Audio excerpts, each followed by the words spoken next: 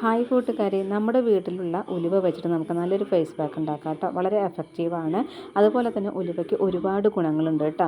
മുഖത്തെ കറുത്ത പാടുകൾ കളയാനും മുഖത്തിൻ്റെ നല്ലൊരു ബ്രൈറ്റ്നസ് കിട്ടാനും സ്കിന്ന് നല്ല സ്മൂത്ത് ആവാനും അതുപോലെ നമുക്ക് 40 വയസ്സൊക്കെ ആവുന്ന സമയത്ത് മുഖത്ത് വരുന്ന ചുളിവുകൾ മായ്ക്കാനും എല്ലാം ഉലുവ വളരെ എഫക്റ്റീവാണ്.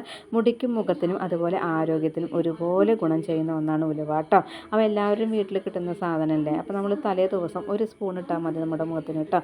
അത് തലേ ദിവസം കഴുകി വൃത്തിയാക്കിയിട്ട് നല്ല വെള്ളത്തിൽ ഇട്ട് വെച്ചതിന് ശേഷം ആ വെള്ളം ഉപയോഗിച്ചിട്ട് നമുക്ക് നല്ല മിനുസമായിട്ട് അരച്ചെടുത്തതിന് ശേഷം വല്ലാതെ വാട്ടറി ആക്കേണ്ട ആവശ്യമില്ല. ഒന്ന് തിക്കായിക്കോട്ടെ. നമ്മുടെ മുഖത്ത് പുരട്ടുന്നതിനാണ്. മറ്റുള്ള ഫേസ് പാക്കുകളെ പോലെ ഇത് മുഖത്ത് വല്ലാതെ പിടിച്ചിരിക്കൊന്നുമില്ല. അതുപോലെ തന്നെ പെട്ടെന്ന് ഉണങ്ങില്ല കേട്ടോ.